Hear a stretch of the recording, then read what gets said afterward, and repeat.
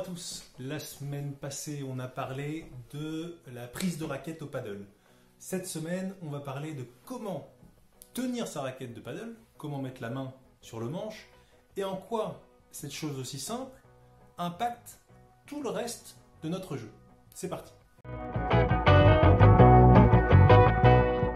Il y a deux façons de tenir sa raquette de paddle. La première, c'est d'avoir la main perpendiculaire au manche. Et la seconde, c'est d'avoir la main allongée sur le manche. 95% des joueurs ont la main allongée sur le manche, comme ceci, avec comme référence un doigt qui sépare l'index du doigt du milieu.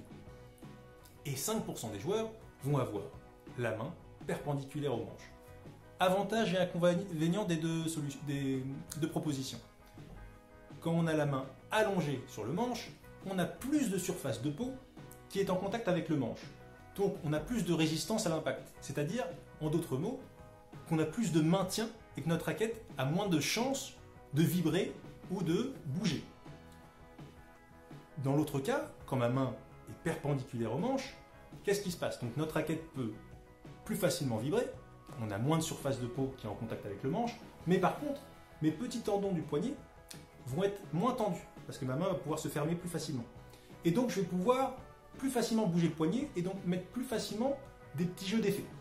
C'est les deux grandes différences, avantages et inconvénients de ces deux prises-là. À quelle hauteur mettre la main sur le manche? C'est très personnel et à la fois ça va impacter énormément votre jeu. Il y a des joueurs qui préfèrent avoir la main très haute sur le manche, d'autres très basse, et parfois il y a des gens qui changent la hauteur de leur main en fonction du coup. Déjà, premier point, en quoi ça impacte mon jeu? Eh bien, si j'ai ma main en bout de raquette, ma raquette elle pèse 350 grammes là, eh bien je dois porter 350 grammes. Plus je monte ma main sur le manche, moins j'ai à porter en tête de raquette, donc là j'ai que 300 grammes à porter, et j'ai mon manche en plus qui fait contrebalancier, donc j'ai encore moins de 300 grammes à porter. Donc la sensation que je vais avoir, c'est plus ma main est haute, plus je vais avoir la sensation que je vais pouvoir avoir de la maniabilité et que j'aurai moins à porter. Plus ma main est basse, plus j'aurai l'impression que c'est difficile de manier la raquette. Deuxième point, la position de la main sur le manche impacte beaucoup l'effet de levier. L'effet de levier, c'est un principe physique facile à comprendre. C'est ce principe qu'on utilise quand on souhaite ouvrir une porte avec un pied de biche ou quand on souhaite bouger une grosse pierre à partir d'un grand bâton métallique. Et qu'est-ce qui se passe avec cet effet de levier? C'est que en mettant un peu de force à l'extrémité d'un grand bâton métallique, eh bien, notre force est décuplée à l'autre bout et on arrive à ouvrir une porte ou à bouger une grosse pierre. Et plus ce bâton est long, plus la force va être multipliée. Eh bien, en quoi cet effet de levier va avoir un impact sur mon jeu?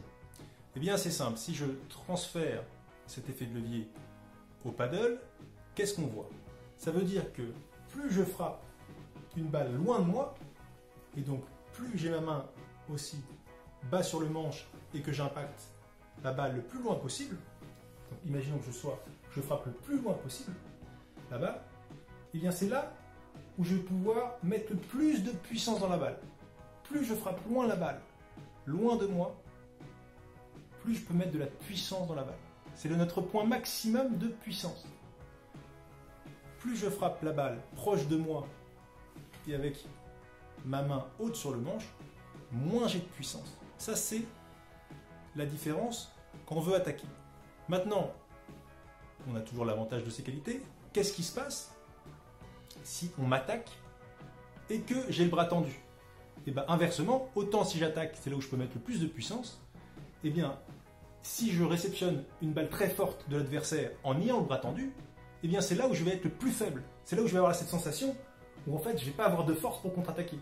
Et à l'inverse, plus je vais être proche du corps avec la main haute, plus si on m'attaque très très fortement, plus c'est là où je vais avoir l'impression d'avoir du contrôle sans aucun problème. Et donc ça impacte évidemment tout notre jeu parce qu'il y a certains coups où on va devoir utiliser l'effet de levier dans un sens ou dans l'autre. Par exemple, quand on veut faire un smash par 3, qu'est-ce que vous voyez généralement?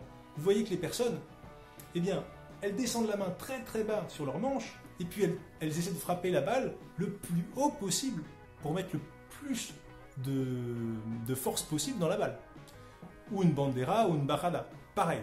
Par contre, quand je veux bloquer une balle à la volée, qu'est-ce qui se passe? Qu'est-ce que font les joueurs? Eh bien, ils ne tendent pas le bras. Ils font des écarts avec leurs pieds. C'est là où ça change tout notre jeu. Ils font des écarts avec notre pied pour que le tronc de leur corps et leurs bras soient compacts pour pouvoir défendre la balle.